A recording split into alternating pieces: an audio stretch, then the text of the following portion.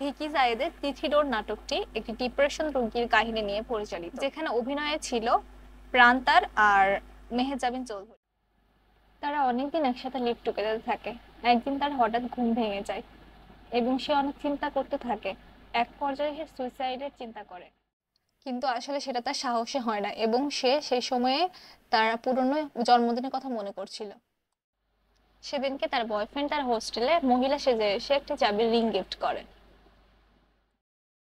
এগুলো এগুলো ভেবে সে আবার ডিপ্রেশনে চলে যায় এবং সে আয়নার সামনে যেয়ে দেখে তার অনেকগুলো চুল পেকে গেছে এবং তার আত্মা হাসছে তাকে দেখে।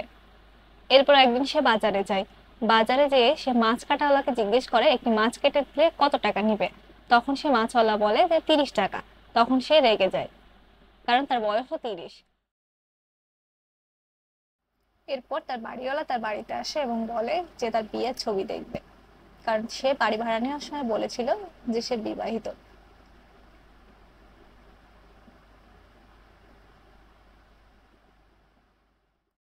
ছাদের উপর রুক্ষ সূক্ষ্ম হয়ে পড়ে থাকা গাছগুলো দেখে সে মোহিত হয়ে যায় এবং নিচে এসে সে মাছ কাটে রান্না বান্না করে খেতে বসে।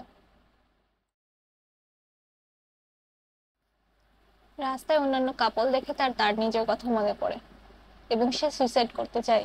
আর সুইসাইড করার সময় সেই পিচ্ছে একটা মেয়ে ছিল, সে মেয়েটি বলে, আন্টি তুমি কি আকাশে উঠতে চাও? রাত আসলে টেনশন সবকিছু নেমে আসে বিরল ভাবে এবং বুকের ভিতরে একটা পাথর চাপা কষ্ট নিয়ে সে কান্না করতে থাকে এবং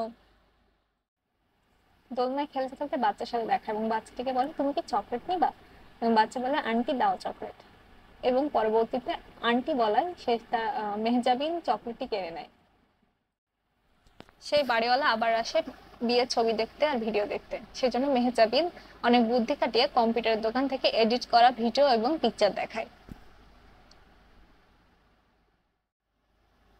একদিন পর নায়িকা তার বাসায় ফেরে যেন নানা রকম চিন্তা টেনশন থেকে দূরে থাকতে পারে এবং তার বাবাকে বলে যে সে বিদেশে যেতে চায়, কিন্তু তার বাবা যেতে দেয় না। পরবর্তীতে একদিন তার ফ্রেন্ডদের সাথে দেখা করে এবং অনেক হ্যাং আউট করে। বাড়িতে ফিরে সে কিভাবে সুইসাইড করলে কষ্ট হবে না সেটা চিন্তা করে। সে তার বয়ফ্রেন্ডের বাসায় যেয়ে দেখে তার বয়ফ্রেন্ড অন্য একটা মেয়েকে নিয়ে হ্যাং আউট করছে এবং সেটি রেখে দিয়ে সে অনেক চড় থাপ্পড় মরে এবং সম্পর্ক বিচ্ছেদ নিয়ে আসে।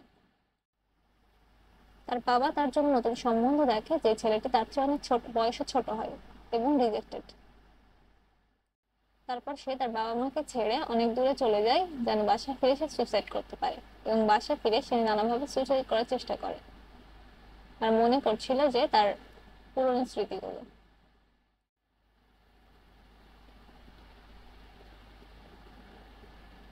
অবশেষে বেছে নেয় সে গরু বাঁধা রশি এবং সে রশি ফ্যানের সাথে বাঁধিয়ে সুইসাইড করার চেষ্টা করে এবং সুইসাইডের শেষ মুহূর্তে সে সবাইকে মনে করছিল, সেই ছোট বাচ্চা, ফুল, পৃথিবীর সুন্দর সুন্দর জিনিস, জায়গা ইত্যাদি।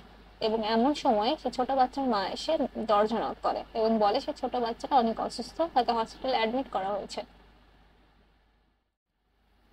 তারপর মেহজাবিন সে ছোট বাচ্চার মায়ের সাথে হসপিটালে যায় এবং সে বাচ্চার সাথে কথা বলে আর বলে সে কখনো ছেড়ে যাবে না এবং তার সাথে সুন্দর সুন্দর পৃথিবী দেখবে।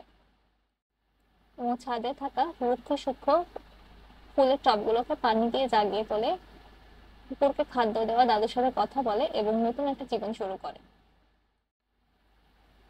সে নানা রকম চিন্তা চেতনা, সুসাইডের চিন্তা সবকিছু বাদ দিয়ে নতুন একটা জীবন শুরু করে। সে তার নিজেকে ফিরে পেয়েছে এবং নিজের স্বপ্ন, নিজের ইচ্ছা, নিজের শখগুলোকে পূরণ করার চেষ্টা করছে।